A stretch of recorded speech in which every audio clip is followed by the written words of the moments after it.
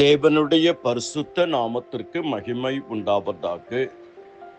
கிறிஸ்துவுக்குள் அன்பார்ந்த சகோதர சகோதரிகளை, பிரேயர் வாய்ஸ் சாட் குழுமத்தின் மூலியமாக உங்களை சந்திப்பதில் மிக்க மகிழ்ச்சி அடைகிறேன். உங்கள் அனைவருக்கும் என் இனிய மாலை வணக்கம். கர்த்தர் தாமே உங்கள் ஒவ்வொருவரையும் அபரிமிதமாக ஆசீர்வதிப்பாராக. நம்முடைய தேவன் நம்முடைய கண்களை திறக்கிற கர்த்தர். வேதத்துள்ள அதிசயங்களை பார்க்கும்படி அடியனுடைய கண்களை திறந்தருளும் என்று சங்கீதக்காரனுடைய ஜெபமாக இருக்கிறது. கர்த்தர் குருடர்களின் கண்களை திறக்கிறவர் என்று வேதம் சொல்லுகிறது. கர்த்தருடைய கிருபை, அவர் நம் ஆன்மீக கண்களை உலக பிரகாரமா குருடரோ அந்த கண்களையும் திறக்கிறவராக இருக்கிறார். கர்த்தருக்குள் அருமையானவர்களே, உங்கள் அனைவருக்காகவும் ஒரு சில நிமிஷங்கள் ஜெபித்திருக்கிறேன். நிச்சயம் இந்த குழுமத்தில் இணைந்திருக்கிற அனைவரையும் கர்த்தர் அபரிமிதமாக ஆசீர்வதிப்பாராக. உங்களுடைய தனிப்பட்ட வாழ்க்கையில் இருக்கிற போராட்டங்கள், உங்களுடைய குடும்பத்தில் இருக்கிற போராட்டங்கள், ஆவிக்குரிய வாழ்க்கையில் இருக்கிற போராட்டங்கள், தனிப்பட்ட வாழ்க்கையில் வேலை ஸ்தலத்தில் இருக்கிற போராட்டங்கள் எல்லாவற்றையும் கர்த்தர் நன்கு அறிவார். நிச்சயமாகவே முடிவு உண்டு, நம்பிக்கை வீண் போகாது. கர்த்தர் ஆகாரின் கண்களை திறந்தார் என்று வேதம் சொல்லுகிறது. ஆதியாகமம் 21:19.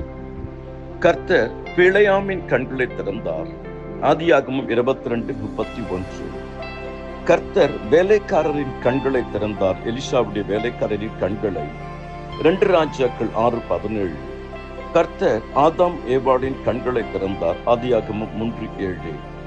கர்த்தர் பிறவி குருடனுக்கு பார்வை கொடுத்தார். கர்த்தர் குருடரின் கண்களை திறக்கிறவர். கர்த்தர் தாமே நம்முடைய ஆன்மீக கண்களை திறப்பார். இப்பிரபஞ்சத்தின் தேவனானவன் அவர்கள் மனதை குருடாக்கினான் என்று சொல்லப்படுகிறது. எந்தெந்த காரியத்திலே மனது குருடாயிருக்கிறதோ நிச்சயம் கர்த்தர் திறப்பார். கர்த்தர் கண்களை மட்டும் திறக்கிறவர் அல்ல, செவியை திறக்கிறவர். கர்த்தராகிய ஆண்டவர் என் செவியை திறந்தார். நான் எதிர்க்கவும் இல்லை, நான் பின்வாங்கவும் இல்லை. கர்த்தர் கொன்னை வாயுடைய ஒரு செவிடனை அவரிடத்தில் கொண்டு வந்தார்கள். அவருடைய செவியை திறந்தார். அதனால்தான் காதுள்ளவன் கர்த்தருடைய வார்த்தைகளை கேட்க கடவன். நாம் கர்த்தருடைய வார்த்தைகளை காது கொடுத்து கேட்கும் பொழுது நிச்சயம் கர்த்தர் தாமே நம்மை ஆசீர்வதிப்பார். கர்த்தர் வாயை திறந்தார் என்று சொல்லப்படுகிறது. கர்த்தர் கழுதையின் வாயை திறந்தார். அது பிலேயாமை பார்த்து, நீர் என்னை இப்பொழுது 3 தரம் அடிக்கும்படி நான் உமக்கு என்ன செய்தேன் என்றது. எண்ணாகமம் 22:28. கர்த்தாவே, உமது புகழை அறிவிக்கும்படி என் உதடுகளை திறந்தருளும், என் வாயை திறந்தருளும். கர்த்தர் இருதயத்தை திறக்கிற தேவன். தியாத்திரா ஊராளும் ரத்தாம்பரம் விற்கிறவளுமாகும் தேவனை வணங்குறவளுமாகிய லீதியாள் என்னும் பேருள்ள ஒரு ஸ்திரீ கேட்டுக்கொண்டிருந்தாள். பவுல் சொல்லியவைகளை கவனிக்கும்படி கர்த்தர் அவள் இருதயத்தை திறந்தருளினார். அப்போஸ்தலர் 14:16. கர்த்தர் இருதயத்தை திறந்தருளுகிறவர். என் மகனே, உன் இருதயத்தை எனக்கு தா என்று சொல்லுகிறவர். கர்த்தர் மனதை திறந்தார். லூக்கா 24:45-46.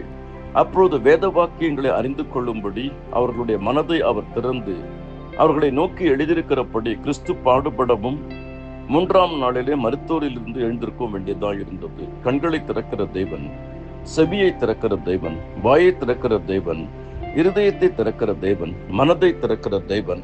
நிச்சயம் உன் கிரியைகளை அறிந்திருக்கிறேன். உனக்கு கொஞ்ச பலன் இருந்தும் நீ என் நாமத்தை மறுதலையாமல் வசனத்தை கை கொண்டபடியால் இதோ திறந்த வாசலை உனக்கு முன்பாக வைத்திருக்கிறேன், ஒருவனும் அதை பூட்ட மாட்டான்.